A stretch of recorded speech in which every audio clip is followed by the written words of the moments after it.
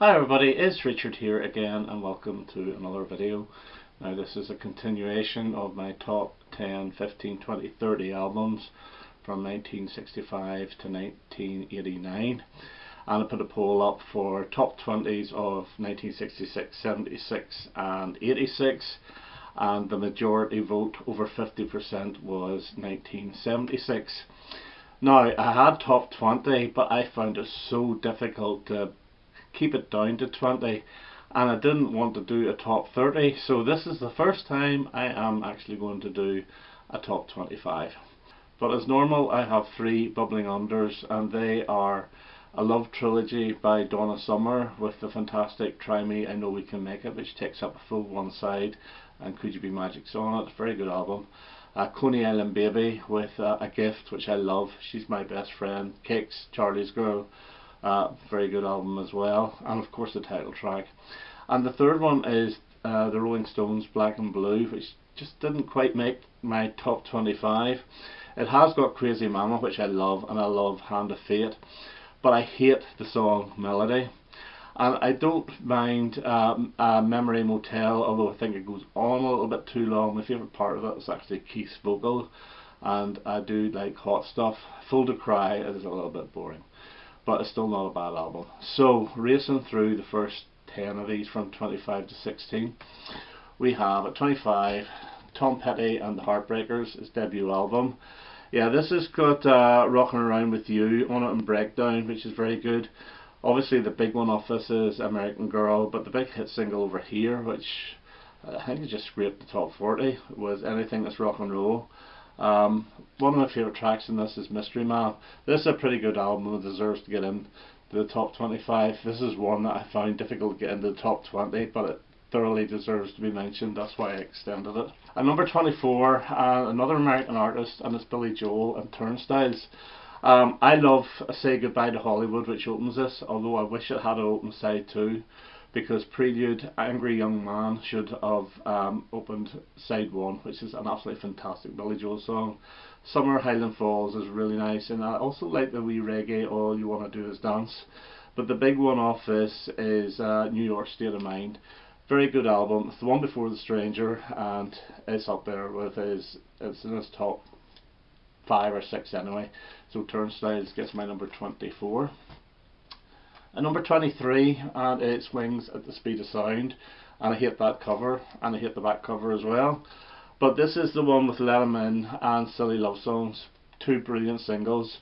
This is also his Democratic album where everybody has a go at singing, which I don't think totally works, although some good songs are involved here, like Time to Hide, the Denny Lane song, is one of his best. And I do like Cook of the House, the one that Lindsay sings. I've always loved that song. Beware My Love is another great McCartney track, as is the very quirky She's My Baby. It's a good album. I went off this big style a few years back, but having played it again, I actually do quite enjoy it, so it gets my number 23. And number 22, and it's The Sweet, and it's Give Us a Wink, and this is Heavy as Hell. And this is the two singles, Action and The Lies in Your Eyes. It also has White Mice, which is a brilliant track as well. It's almost like speed metal. Keep It In and 4th of July are very good songs, as is Yesterday's Rain, which is probably my favourite off it. Yeah, it's a good, solid, heavy album. So it's probably actually their heaviest album they've done, although the next one is quite heavy as well. So Give Us a Wink gets my number 22. At number 21, we have Blondie's debut album, which was released I think in the last week of 1976, and this is the one with Ex Offender on it, which I always thought sounded a little bit like Bruce Springsteen. Maybe it's just me. It has Ripper to Shreds, so it's probably the most well-known track off this, and In the Flesh is very 50s sounding, but I really do like the last track, The Attack of the Giant Ants. In the Sun is also very good. This is actually a pretty good album, and it deserves to get my number 21. And at number 20, it is Cardiff Rose by Roger McGuinn, and this is up there with a lot of his Byrds stuff. In fact, it's better than any of his 70s Byrds albums. It starts off with a pretty good rocker in Take Me Away, which is very good. Jolly Roger has got that sort of a sea shanty sound to it, which he had a habit of doing. I actually quite like it. Rock and Roll Tune, he's got a slightly different voice to it. I actually thought he sounded a bit like Joe Strummer on it, but it's very good. But the best two tracks off this are the first and the last off side 2. Up to Me, which is Bob Dylan's song, brilliant, and Dreamland is an absolutely brilliant track as well. This is his best solo album, and yeah, deserves to get number 20. At number 19, and it is Bob Dylan's Desire. And I think a lot of the tracks off this were co-written by, is it Jacques Levy, if that's what you call him, and a lot of the tracks off this were also co-written by Jacques Levy. I hope I've got his Christian name right. Yeah, this is a different sounding Bob Dylan album for me. I think it must be the violin in it that does it, but Hurricane is absolutely brilliant. One More Cup of Coffee is a very good track, as well as is Mozambique, but I love the two at the end, Black Diamond Ray and Sarah, so Desire gets my number 19. At number 18 is a bit of Status Quo and Blue for You. Two big hit singles off this, Rain and Mystery Song, both written by Rick Parfitt. The version of Mystery Song off here is slightly different to the single version, but it is even better. It's got like a different type intro and a sort of a country outro. Ring of Change is one of my all-time favourite Quo songs, and it opens with Is There a Better Way? Now, is there a better way to open an album? I don't know, it's absolutely fantastic. Blue for You's good, Rolling Home's good. That's a pretty damn good album, and it gets my number 18. Now at number 17, and this was not really going to get into the top 20 at all until I played it this week, and I've got a new appreciation for it. I know it back to front, but I really did enjoy it this time, and it's Steve Harley and Cockney Rebel, Love's a Prima Donna. It's a weird album. Now, he's had 2 albums in 1976. The other one is Timeless Flight, which just failed to get in. It's more laid back. But it starts off with Seeking a Love, which is only about a minute long, but it's really in your face with almost operatic vocals, and then it goes into 2 really weird ones like G.I. Valentine and finally a card game, which are really, really good. Love Compared to You, beautiful, absolutely beautiful, or Love Compared with You. And then I Believe, Love's a Prima Donna, the single, which has got a little hint of Make Me Smile. It's got that acoustic guitar break as well, and it's very good. You get another Seeking a Love, which is great, and then the almost hard rocking doo-wop sound of If This Is Love, Give Me More. And then the big hit single off this is the cover version of Here Comes the Sun, which got top 10 in the UK. This is a really good album, and I like the way all the tracks sort of segue into each other, and it's a really good listening experience. So my number 17 is Love's a Prima Donna by Steve Harley and Cockney Rebel. And number 16, and it's the Bee Gees, and it's Children of the World. Now this is their first true R&B album, or even disco album. It has the big hit You Should Be Dancing on it, and Boogie Child was their single, which is good, but it didn't do very well. The track Children of the World is the one that Kenny Everett took a skit out of when he did the sketch So You Want to Be a Bee Gee, which I thought was hilarious. But there's 2 absolutely gorgeous ballads on this. The Barry song Love So Right, love it, and the Robin song Love Me, which is another fantastic track. I think Love Me was covered by somebody, I'm not too sure who. But other good songs are Can't Keep a Good Man Down, You Stepped Into My Life, Subway. The Way It Was is like like a piano ballad, which is a little bit out of place, but it's a really good album, and this was the one just before Saturday Night Fever and the one after Main Course. Okay, number 15, and it's the Ramones debut. Now I can only show this, and this is the album I have all the stuff and more, which is the first 2 albums repackaged with a couple of extra tracks. Now I have this actually quite low down at number 15, because I always think I should like this more than I actually do. Now I do like it, I think it's very good. I love the first 3 songs, Blitzkrieg Bop, Beat on the Brat and Judy as a Punk, fantastic, and I love Chainsaw and Loudmouth and Havana Affair. But there's something holding this back. I think it's just too samey, and it's all the songs are around 2 minutes or less than 2 minutes long, and I do get a little bit tired of it. But I can understand people absolutely adoring this. I do like it, but I just can't put it any higher than 15. And I do actually prefer their second album, but there you go. So, okay, number 14, and we have Sparks and Big Beat. And this is a slightly heavier album, especially coming after Indiscreet, which had so many different styles of music on it. This is actually quite guitar heavy. Well, there's no hit singles off this at all, but the singles were Big Boy and I Like Girls. I think I Like Girls harks back to the Within Tweeters Clothing sessions. Favourite track off this is Confusion, which I think is absolutely brilliant, and I love Fill Her Up. Now, Fill Her Up and Big Boy were on that as a film Roller Coaster, and you see them performing it. But yeah, they're very catchy songs, like Throw Her Away and Get a New One, Nothing to Do. Even I Bought the Mississippi River, which is very, very good, and Everybody's Stupid. It's a sound album. A lot of people think it's not very well produced. I have no issues with it at all. So Big Beat gets my number 14. And number 13, and it is Futuristic Dragon by T-Rex. Now, this is not one of Mark's best, I know that, but I still love it. It has the two hit singles New York City and Dreamy Lady on it. Jupiter Liar for me should have been a single, and especially Sensation Boulevard, which is absolutely magnificent. There's a good rocker in it called Calling All Destroyers. And you do get a couple of off tracks, like My Little Baby is a little bit sort of sickly sweet, and Ride My Wheels has got a very soulful sound to it, with the girls' voices very high in the mix. They're not that high in the mix than the rest of the album though, but still, this is a good album, and it's the second last before he was killed. So Futuristic Dragon gets my number 13. And number 12, and it's Slade. So Slade beat T-Rex this time, and it's Nobody's Fools. And this is two hit singles with Let's Call It Quits and In For A Penny, which are very good. But the third single, which didn't chart, is the best of the lot, and it's the title track, Nobody's Fool. Absolutely brilliant. Pack Up Your Troubles and I'm a Talker are the two sort of country type acoustic songs, which is very good. Did Your Mama Ever Tell You has got a little bit of a reggae feel to it, which is fun. LA Jinx has an American feel, which is a really great track. It was only as a B-side, and All the World Is a Stage is a brilliant LP track that finishes the album.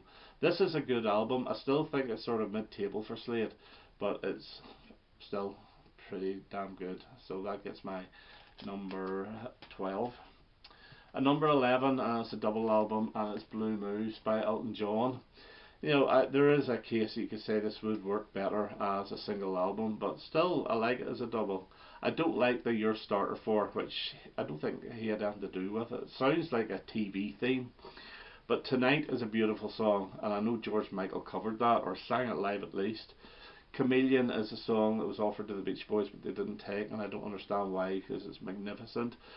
Cage the Songbird's beautiful. Crazy Water is a really good groove song, which was a single. It managed top 30, but that's about it. Shoulder Holster, Full of Horns, really catchy. Sorry Seems to Be the Hardest Word, one of his best ever ballads. And the one that I really like is Where's the Shiraz, and he has his real falsetto voice in it. It's fantastic. Bite Your Lip, Get Up and Dance is really good fun, and it too was a single, back with Kiki D Chicago.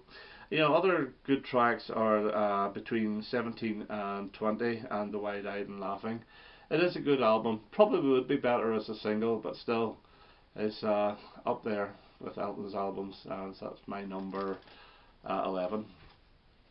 And number 10, and I'm going to give it to Ian Hunter's All American Alien Boy, and this is his second solo album, and this has got David Sanborn on it. You know, a mile away, playing the saxophone, because it sounds exactly like the Young Americans sound as well, which you hear on the title track, which is brilliant. I love the sound of Letter to Britannia from Union Jack, which is a great track. You Nearly Did Me In was the big opus of a song, and it has three of the members of Queen singing backing vocals. No John Deacon, but there's Freddie, Roger and Brian. God Take One is very good. Irene Wild's beautiful little ballad. Restless Youth is, you know, a good mid-tempo song. This, I think, is his best solo album, but this took me ages to get into. I didn't actually like it at the start, but love it now, and it's my number 10. At number 9 we have ELO and A New World Record. Three huge singles off this with Telephone Line, Rocaria and Living Thing.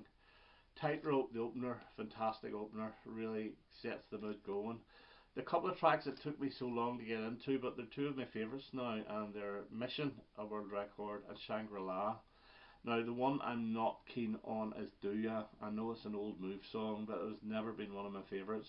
And So Fine, the opener to side 2, sort of shows the way to Discovery 2 albums later, because it's actually quite disco-y.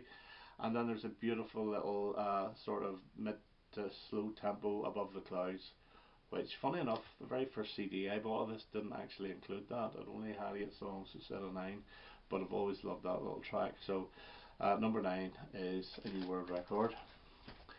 At number 8, and we have Queen's A Day at the Races.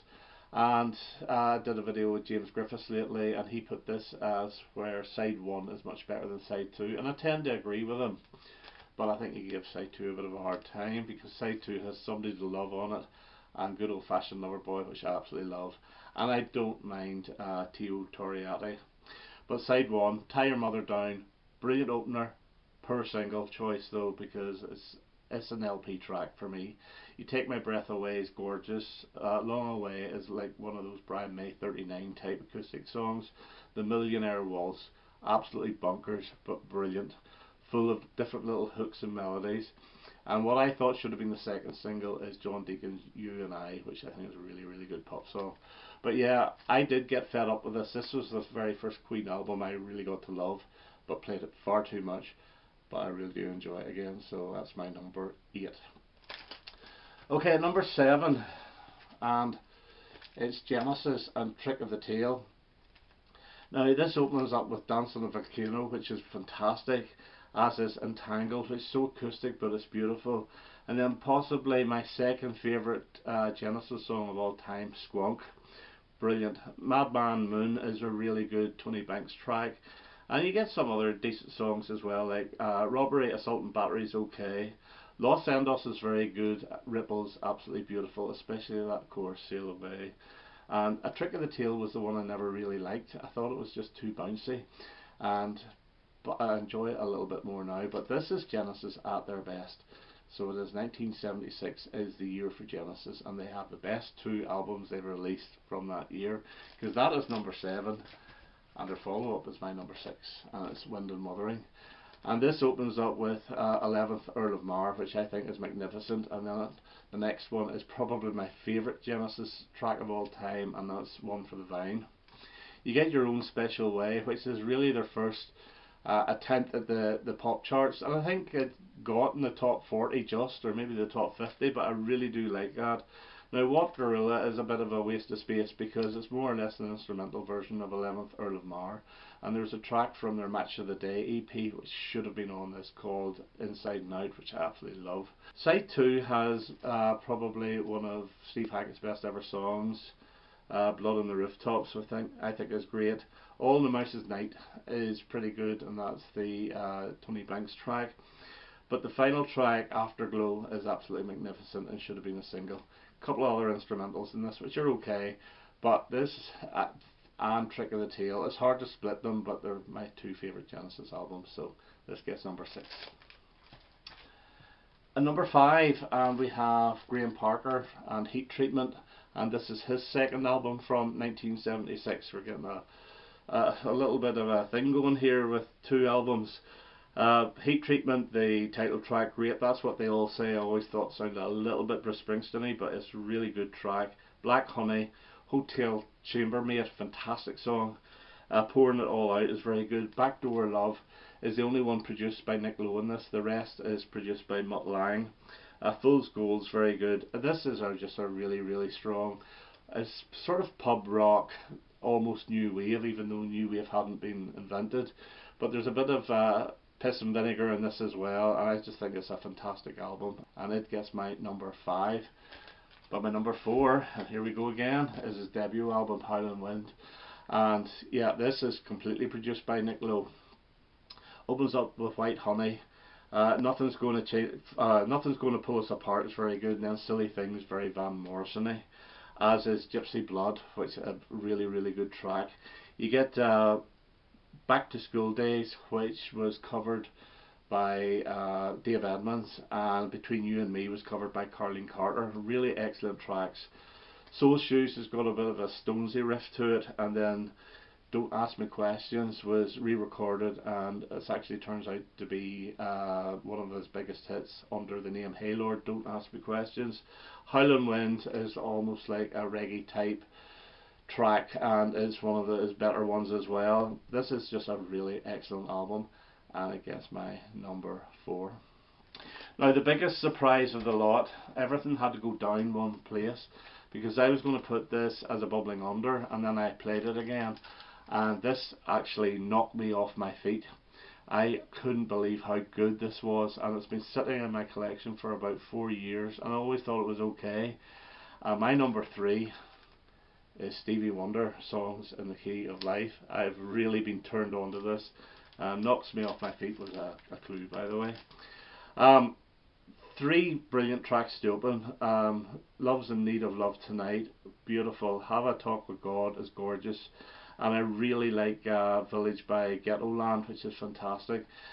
You also get Sir Duke, which is excellent. That catchy, the horns in it. I Wish is funky as hell, and that was a big hit single as well.